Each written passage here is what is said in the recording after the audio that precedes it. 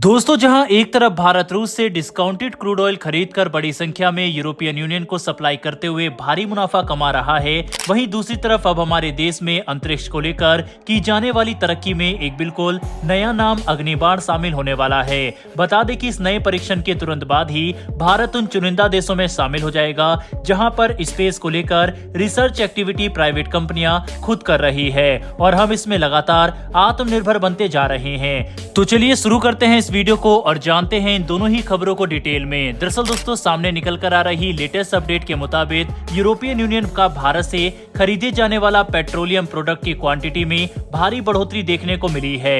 हैरानी तो तब हुई जब साल दर साल के आधार पर ये बढ़ोतरी 100% से भी ज्यादा की है। ऊपर से यह एक ऐसे समय पर हुआ जब हम रूस से बड़ी मात्रा में डिस्काउंटेड क्रूड ऑयल खरीद रहे थे और यूरोपियन यूनियन यूक्रेन को समर्थन दे रहा था, यानी कि दोनों में एक बड़ा कनेक्शन है। बता दें कि 2022 में रूस ने यूक्रेन पर एक स्पेशल मिलिट्री ऑपरेशन जारी किया था जिसे यूरोप और लगभग पूरी दुनिया ने एक युद्ध करार दिया। इसके बाद ही यूरोपियन यूनियन ने यूक्रेन के लिए समर्थन और एकता दिखाते हुए रूस से आने वाले क्रूड ऑयल समेत सभी पेट्रोलियम प्रोडक्ट पर पूरी तरह से प्रतिबंध लगा दिया। लेकिन परेशानी यह है कि यूरोप अपनी नेचुरल गैस और क्रूड ऑयल की जरूरत के लिए रूस पर बेहद ही ज्यादा निर्भर करता है।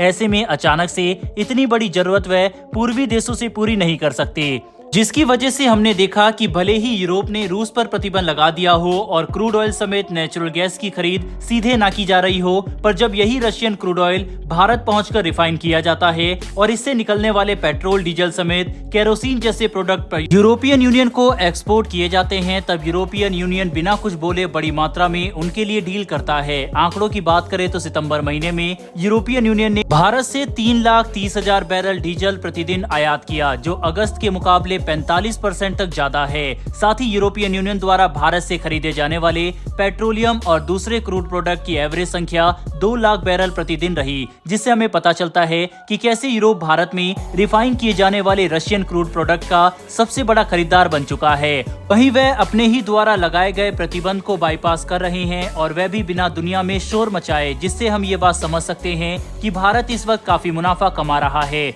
जबकि यूरोप अपने ही द्वारा लिए गए डिसीजन को ना तो सही तरह से लागू कर सका और ना ही अब इसे बदल पा रहा है। साथ ही अगर 2022 के आंकड़ों की बात बताएं, यानी उस साल की जब यूक्रेन युद्ध शुरू हुआ था, तब यूरोपियन यूनियन ने भारत से क्रूड प्रोडक्ट की इंपोर्ट की संख्या अप्रैल में 7.4 मिलियन बैरल कर दी थी, जो जनवरी यानी युद्ध की शुरुआत से एक महीने पहले तक 1.2 मिलियन बैरल से कहीं गुना ज्यादा है, जिससे हम साफ तौर पर कह सकते हैं कि यूरोपियन यूनियन अपनी क्रूड ऑयल की जरूरत को पूरा करने के लिए भारत से क्रूड प्रोडक्ट का इंपोर्ट कर रहा है, जिनका ओरिजिन रूस है। लेकिन अपने इंटरेस्ट के लिए सभी यूरोपियन देश ये तथ्य जानकर भी अनदेखा कर रहे हैं। बहरहाल इससे भारत को काफी ज्यादा फायदा हो रहा है। फिलहाल दोस्तों, बढ़ते हमारी दूसरी खबर की तरफ। ये खबर भारत के अंतरिक्ष सेक्टर से जुड़ी हुई है, जिसके तहत भारत की उभरती हुई private space company Agnikul Cosmos Bharat के पहले प्राइवेट ऑर्बिटल लॉन्च व्हीकल के टेक्नोलॉजी डेमोन्स्ट्रेटर का परीक्षण करने का ऐलान कर चुकी है, जिसका नाम अग्निबाण रखा गया है।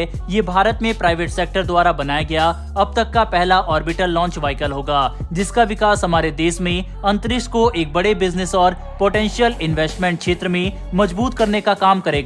बता दें, अग्निबाण टेक्नोलॉजी डेमोन्स्ट्रेटर 2024 के फर्स्ट क्वार्टर तक लॉन्च कर दिया जाएगा। वहीं इसके परीक्षण से हमें अग्निबाण ऑर्बिटल लॉन्च व्हीकल के इंजन, गाइडेंस सिस्टम समेत दूसरे मैकेनिज्म को लेकर काफी बहुमूल्य जानकारी मिलेगी, जिसका इस्तेमाल करते हुए हम असली लॉन्च व्हीकल में समय रहते न सिर्फ जरूरी बदलाव कर सकेंगे, बल्कि इसके डेवलपमेंट को ज्यादा तेज भी बना सकते हैं। अग्निबाण टेक्नोलॉजी डेमोन्स्ट्रेटर भारत के लिए काफी अहम होगा और इस पर सभी की नजरें टिकी होंगी। बता दें कि अग्निबाण आसमान में 70 किलोमीटर की ऊंचाई तक जा सकता है, जिससे हमें काफी महत्वपूर्ण जानकारी मिलेगी। इसके इस्तेमाल से हम इस रॉकेट की सटीकता और रिलायबिलिटी के बारे में अंदाजा लगा सकते हैं और भविष्य में होने वाले सिमिलर डेवलपमेंट में न सिर्फ तेजी दिखा सकते हैं, बल्कि ज्यादा एडवांस रॉकेट लॉन्च व्हीकल भी विकसित कर सकेंगे।